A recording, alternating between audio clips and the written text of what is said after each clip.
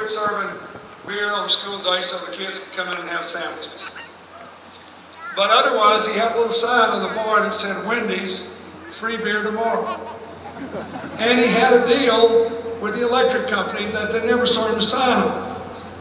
So I was in there one day, and this guy came in and said, hi, Wendy, I came in yesterday and had a beer. I'd like my free beer now. He said, go ahead and read the sign. Tomorrow never came. So when a politician tells me, see me about that after the election, it makes me know there's something ugly in there he doesn't want me to see. Yeah. My president is not afraid for you to see his budget or his plans or his commitments, and they are better. We should elect him.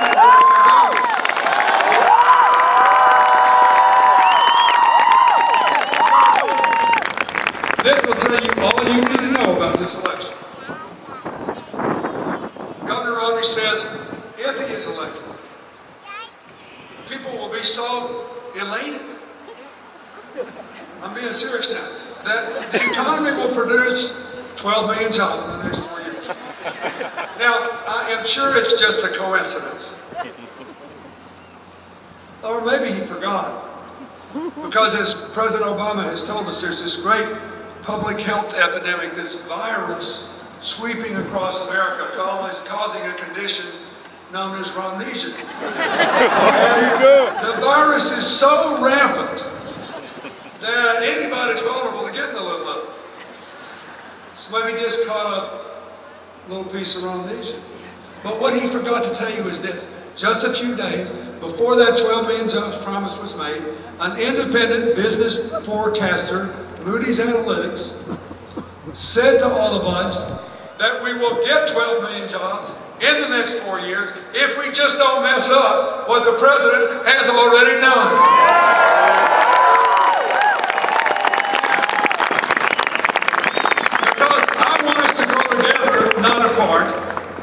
Because he's been a good commander-in-chief, a good decider-in-chief, a proven cooperator, because he got better plans for the future, because you and your children and our country will be better off, I strongly recommend that we re-elect the next President of the United States, the current President of the United States, our President.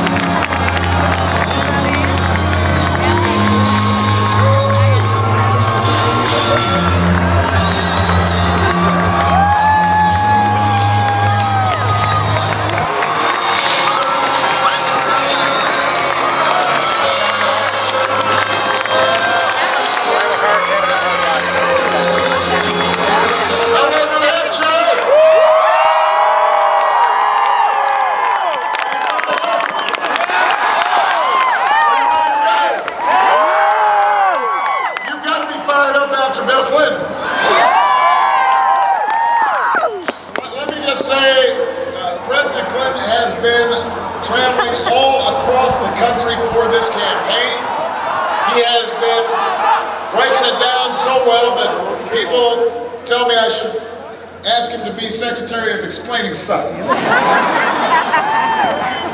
The only Clinton working harder than him is our Secretary of State, Hillary Clinton. And I'm so grateful to both of them. I also want you to give it up for your outstanding Governor, John Lynch. And one of the best senators in Washington, our friend Jeanne Shaheen. I love you back. And this is an unbelievable crowd. I am so grateful to all of you. I know that some of you came here. Folks from New Hampshire are tough. They are tough. Now, you know, for the past several days, obviously, all of us have been focused on one of the worst storms of our lifetimes. And New Hampshire knows about storms, but obviously what we've seen happen in New Jersey and New York and Connecticut, it just breaks our heart.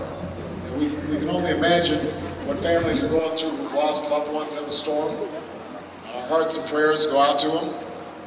And I had a chance to visit New Jersey, and every day I'm on the phone with our FEMA directors, the governors, and the mayors, and making sure that we're doing everything we can. And I think I speak for the entire country when I say we will not stop until those folks whose lives have been upended, that their lives have been rebuilt. We will be with them every step of the way. I don't speak just as the president. I speak for every single American. We're going to have them rebuilt. We're going to have them rebuilt. That's what we do as Americans. And that's the interesting thing is, despite the heartbreak, we've also been inspired these past few days. And we see our first responders, our police officers, our firefighters, EMS folks, running into buildings, wading through water, helping their fellow citizens. We see neighbors helping neighbors cope with tragedy. Leaders of different parties working to fix what's broken. A spirit that says no matter how bad a storm is, no matter how tough the times are, we're all in this together. We rise or fall as one nation and as one people. And that spirit, New Hampshire, has guided this country along its improbable journey for more than 2 centuries. It's that spirit that carried us through the trials and tribulations of these last 4 years. In 2008, we were in the middle of 2 wars and the worst economic crisis since the Great Depression. Today, our businesses have created nearly 5.5 million new jobs. The American auto industry is back on top. Home values are on the rise. We're less dependent on foreign oil than any time in 20 years. Because of the service and sacrifice of our brave men and women in uniform, a whole lot of them from here in New Hampshire. The war in Iraq is over. The war in Afghanistan is coming to a close. Al-Qaeda is on the run. Osama bin Laden is dead.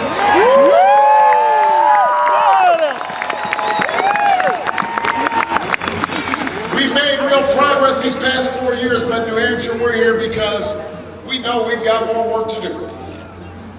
As long as there's a single American who wants a job but can't find one, our work is not yet done. As long as there are families who are working harder and harder but still falling behind, our work is not yet done. As long as there's a child anywhere in New Hampshire, anywhere in this country, who's languishing in poverty and barred from opportunity, our fight has to go on. Our fight has to go on. Our fight goes on because we know this nation can't succeed without a growing, thriving middle class. Yes. Our fight goes on because America's always done best when everybody gets a fair shot. And everybody's doing their fair share. And everybody's playing by the same rules. That's what we believe. That's why you elected Bill Clinton in '92. That's why you elected me in 2008. And that's why I'm running for a second term.